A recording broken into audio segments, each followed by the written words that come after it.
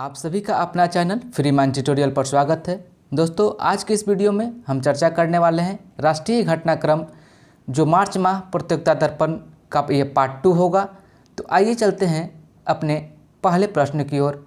तो पहला प्रश्न है हमारा, MPATGM का फुल फॉर्म क्या होता है? किसका? MPATGM का फुल फॉर्म क्या होता है? तो इसका फुल फॉर्म होता है man portable anti tank guided missile. क्या होता है? Man portable anti tank guided missile, इसका जो है फुल फॉर्म होता है। आपको हम बता दें कि यह DRDO द्वारा विकसित किया गया है। किसके द्वारा विकसित किया गया है? तो DRDO के द्वारा विकसित किया गया है। और इसमें बताएं आपको कि यह रक्षा मंत्रालय के विज्ञप्ति के अनुसार कम वजन वाली यह फायर एंड फॉरगेट मिसाइल है। किसके विज्ञप्ति के अनुसार? रक्षा मंत्रालय के विज्ञप्ति के अनुसार। क्या है यह? तो कम वजन वाला है। ये जो MPATGM जो है, man portable anti tank guided missile जो है, यह कम वजन का है। कितना का है? कम वजन का एक मिसाइल है जो फायर एंड फॉरगेट मिसाइल है, जिसका प्रक्षेपण मैन पोर्टेबल लॉन्चर से किया जा सकता है। किसे किया जा सकता है? तो मैन पोर्टेबल से, है ना, जो आपको मैंने बताया कि मैन पोर्टेबल लॉन्चर से इसका किया जा सकता है। अब आपको बता दें इसमें कि अभी जो वर्तमान में हमारे जो रक्षा मंत्री हैं वो कौन है? तो रक्षा मंत्री हमारे जो हैं राजनाथ सिंह है। कौन है? राजनाथ सिंह। कौन है? राजनाथ सिंह है हमारे रक्षा मंत्री अभी वर्तमान में हमारे। और DRDO के अध्यक्ष कौन है हमारे? तो DRDO के जो अध्यक्ष हैं वो हैं डॉक्टर G सतीश रेड्डी। कौन है? डॉक्टर G सतीश रेड्डी हमारे DRDO के अध्यक्ष हैं। आपसे पूछे कि DRDO का फुल फॉर्म क्या होता है? तो DRDO का फुल फॉर्म होता है defence research and development organisation. ठीक है।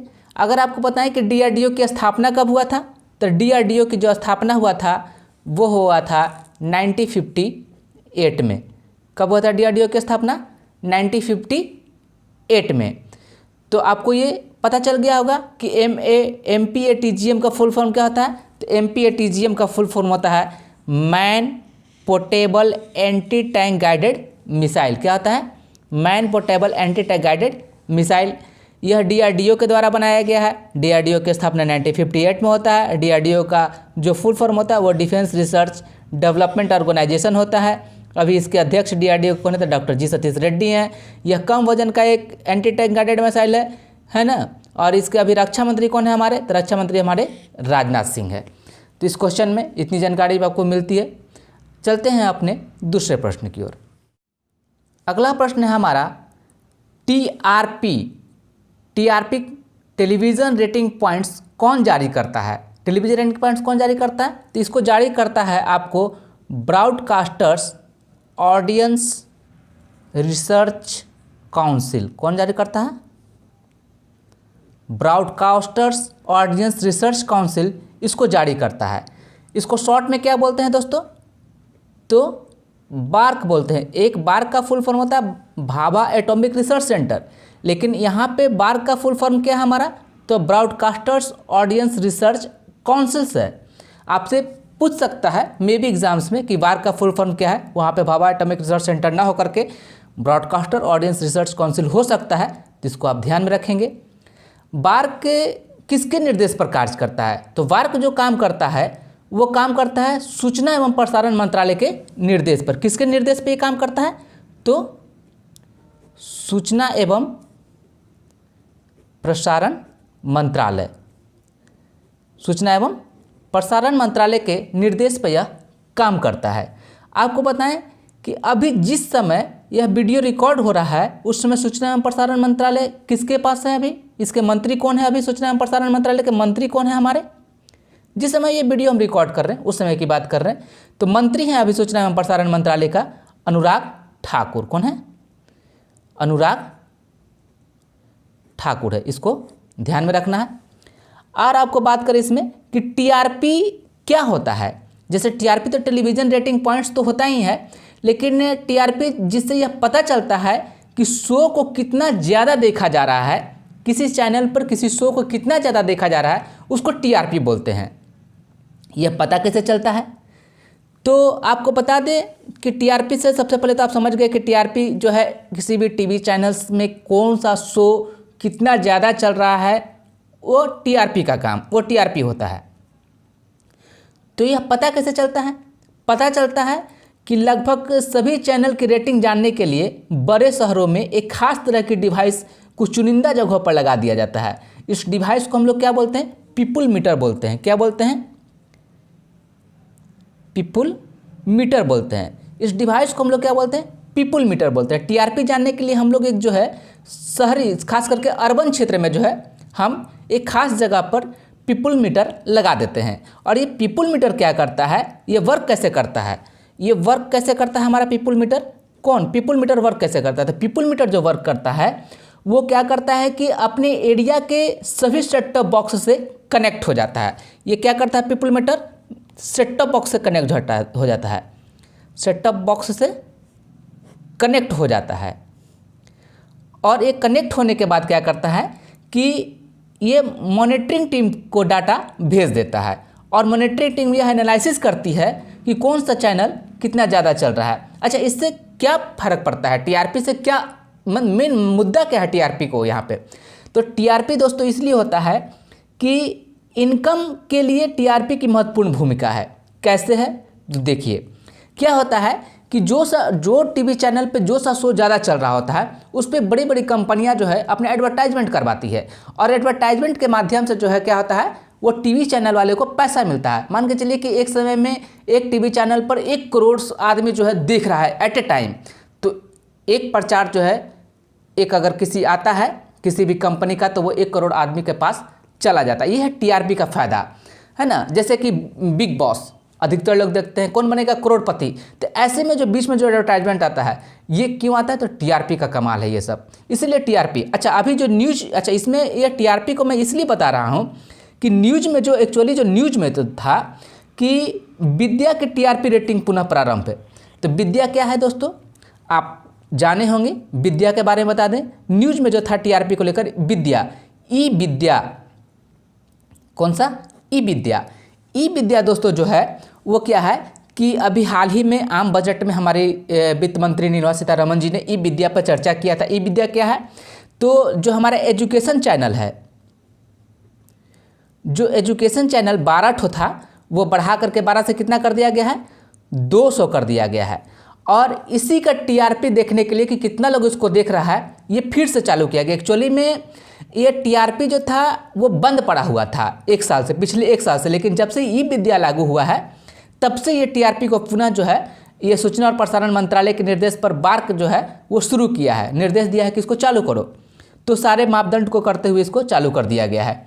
तो ई विद्या आपको बता दें क्या था कि आम बजट में निर्मला सीतारमण जी के द्वारा किया गया एक एजुकेशन चैनल जो कि 12 अभी चल रहे हैं हमारे पास, उसको बढ़ा करके 200 कर दिया गया, जिसके तहत जो है 1 क्लास 1 टीवी चैनल शुरुआत की गई है। ई विद्या एजुकेशन के तहत क्या है? 1 क्लास 1 टीवी चैनल, जिसके तहत 200 चैनल को शुरुआत किया गया है। तो आपसे पूछेगा कि 1 क्लास 1 टीवी चैनल के तहत कितने चैनल शुरुआत किए गए हैं? तो 200 चैनल को, कितना को? 200 चैनल को, ये ध्यान रखना है। कितने टीवी चैनल को शुरुआत किया गया है? 200 चैनल को शुरुआत किया गया है। ई विद्या, है ना। ये जो है निर्मला सीतारमण जी अपने आम बजट भाषण में इसको पेश किया था। तो उम्मीद करते हैं कि आपको टीआरपी से संबंधित सारी सूचनाएं मिल गई होगी। एक बार देख लेते हैं कि इसको कौन जारी करता है। तो ब्रॉडकास्टर ऑडियंस रिसर्च काउंसिल जारी करता है। अभी इसका फुल शॉर्ट में बार्क होता है, सूचना और प्रसारण मंत्रालय का अधीन ही आता है। मंत्री कौन है अभी सूचना और प्रसारण मंत्रालय का? अनुराग ठाकुर है। ई विद्या जो है क्या है? तो 1 क्लास 1 टीवी चैनल, है ना। इसको 12 चैनल से बढ़ा करके कितना कर दिया गया है? तो 200 टीवी चैनल कर दिया गया है ना।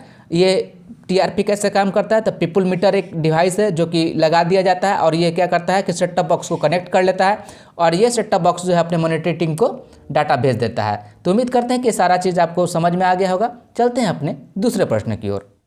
अगला प्रश्न है हमारा, स्वदेश निर्मित पहले विमान वाहक युद्धपोत का नाम क्या है? तो स्वदेश निर्मित पहले विमान वाहक युद्धपोत का नाम क्या है? तो विक्रांत नाम है। क्या नाम है? विक्रांत। आपको मैं बता दूं कि इसका निर्माण जो है कोचिन शिपयार्ड्स द्वारा किया गया है। विक्रांत जो हमारा युद्धपोत है इसका निर्माण किसके द्वारा किया गया है? तो कोचिन शिपयार्ड्स के द्वारा किया गया है। किसके द्वारा? कोचिन शिपयार्ड के द्वारा इसका निर्माण किया गया है। यह नौसेना में अगस्त 2022 में शामिल करने की योजना है। कब है नौसेना में शामिल, कब किया जाएगा इसको? अगस्त 2022 में। कब? अगस्त 2022 में इसको शामिल करने की योजना है। चलते हैं अपने दूसरे प्रश्न की ओर। अगला प्रश्न है हमारा कि नौसेना से हटाए गए INS खुखड़ी को स्मारक के रूप में विकास हेतु कहाँ के प्रशासक को सौंपा गया है? तो कहाँ के प्रशासन को सौंपा गया है? तो दीव के प्रशासन को। कहाँ के प्रशासन को? दीव के प्रशासन को। आइए इसके बारे में कुछ डिटेल्स जानते हैं। एक्चुअली में खुखड़ी भारतीय नौसेना में कब शामिल हुआ था? तो 1989 में। खुखड़ी कब शामिल हुआ था? 1989 में। ये जो खुखड़ी हमारा कब शामिल हुआ था? 1989 में शामिल हुआ था। और ये रिटायर कब हुआ है? तो 2021 में इसको हम लोग नौसेना से हटा दिए हैं। लगभग 32 साल जो है यह सर्विस दिया नौसेना को। आखिर दीव प्रशासन को सौंपा क्यों गया है ये? तो आपको मैं बता दूं कि इसके पीछे जो कहानी है कि INS खुखड़ी नाम का एक युद्धपोत जो था वो 1971 में, कब? 1971 में भारत पाकिस्तान युद्ध के समय जो है दीव के निकट समुद्र में डूब गया था। 1971 में क्या हुआ था? तो भारत पाकिस्तान युद्ध हुआ था। क्या हुआ था? भारत पाकिस्तान युद्ध होता है। और यह जो है हमारा INS खुखड़ी नाम का एक युद्धपोत जो होता है वह दीव के निकट जो है समुद्र में डूब जाता है। आपको मैं यह भी बता दूं कि INS खुखड़ी समुद्र में डूबने वाला भारतीय नौसेना का अकेला युद्धपोत है। बाद में क्या हुआ कि बाद में 1989 में, आपको मैं बताया कि 1989 में खुखड़ी को शामिल किया गया था। बाद में 1989 में जो है खुखड़ी को भारतीय वायुसेना में शामिल किया गया और भारतीय नौसेना में शामिल किया गया और एक अन्य युद्धपोत का नाम खुखड़ी रखा गया। एक खुखड़ी तो हमारा डूब गया था और 1989 में दूसरे युद्धपोत का नाम हम खुखड़ी रखे और उसको नौसेना में शामिल किए। आखिर तो उसी के समान में हम अब जो है ये दीव प्रशासन को सौंप रहे हैं कि आप उसको स्मारक के रूप में विकास कीजिए और इसको जो है प्रदर्शनी कीजिए वहाँ पे। इसीलिए जो है ये खुखड़ी हमारा चर्चा में रहा है। तो उम्मीद करते हैं कि इस क्वेश्चन से आपको जानकारी डिटेल्स मिल गया होगा। चलते हैं अपने दूसरे प्रश्न की ओर। अगला प्रश्न है हमारा, ब्रह्मोस मिसाइल के C2C संस्करण का परीक्षण किस विध्वंसक युद्धपोत के द्वारा किया गया है? तो किस विध्वंसक युद्धपोत के द्वारा किया गया? तो INS विशाखापट्टनम। किसके द्वारा? INS विशाखापट्टनम। INS विशाखापट्टनम के द्वारा हम जो है ब्रह्मोस मिसाइल C2C संस्करण का परीक्षण किए। C2C मतलब क्या होता है? C2C मतलब क्या होता है? समुद्र से समुद्र में मार करना। क्या होता है? समुद्र से समुद्र में मार करना को शॉर्ट में हम लोग C2C बोलते हैं। आपको भी बता दें कि INS विशाखापट्टनम एक विध्वंसक युद्धपोत है। ये आपने तो जाना ही कि INS विशाखापट्टनम क्या है हमारा, तो एक विध्वंसक युद्धपोत है। और यह जो है किसके द्वारा बनाया गया है? तो मझगांव शिप बिल्डर्स लिमिटेड के द्वारा बनाया गया है। किसके द्वारा बनाया गया है? मझगांव शिप बिल्डर्स के द्वारा। मझगांव शिप बिल्डर्स कहाँ स्थित है? तो मुंबई में स्थित है। कहाँ स्थित है? मुंबई में स्थित है। तो समझते हैं आपको कि ब्रह्मोस मिसाइल का जो C2C परीक्षण है वो INS विशाखापट्टनम के द्वारा, ये आपको समझ में आ गया होगा। C2C क्या होता है? तो समुद्र समुद्र में मार करने वाली होती है।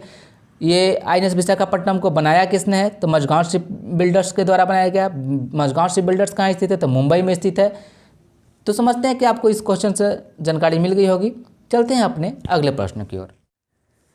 अगला प्रश्न है, सीमा पर तनाव समाप्त करने के लिए भारत व चीन के बीच कोर कमांडर स्तर की वार्ता का 14वां दौर कहाँ संपन्न हुआ?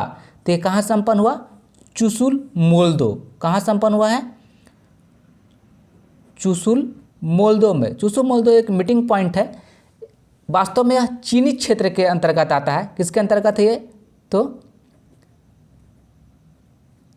चीनी क्षेत्र का यह हिस्सा है। और आपको बताएं कि भारत से भाग लेने वाले कौन थे? तो भारत की ओर से इसमें कौन भाग लिया? भारत की ओर से इस वार्ता में कौन भाग लिया है? तो भारत की ओर से जो इस वार्ता में भाग लिए हैं वो थे लेफ्टिनेंट जनरल अनिंद्या। कौन? अनिंद्या सेनगुप्ता।